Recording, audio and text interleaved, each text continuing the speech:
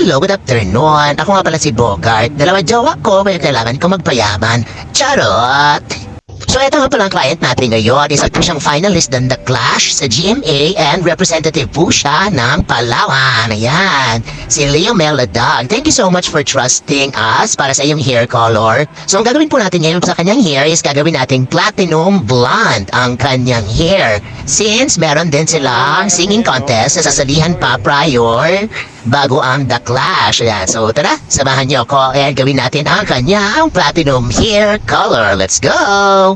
Siyempre, unang-una sa lahat, kailangan natin dumaan sa bleaching bago natin ma-achieve ang platinum blonde na hair color. Yan, hindi po basta-basta yan. Kaya kailangan sa lahat po ng gagawa natin ganitong klaseng color is mag-ingat po para hindi tayo makasunog ng buhok at para hindi rin natin damage or masugatan ng anet ng ating mga client. Kaya doble ingat po dapat, mga client namin ambisyoso at ambisyosa. And after po na lahat ng procedure, nag-bleach, nag-wash, and then nag-toner po tayo dito habang winawash natin yung hair niya. And this is the final result. Ayan, mga client namin ambisyoso at ambisyosa. Para sa mga gusto po na itong klase ng hair, punta lang po kayo dito sa may Baltan area in front of Red Box. That's Ad Luxury Salon. If you like our video, please don't forget to like and share our video. Thank you so much guys for watching and see you for more hair tips. Bye!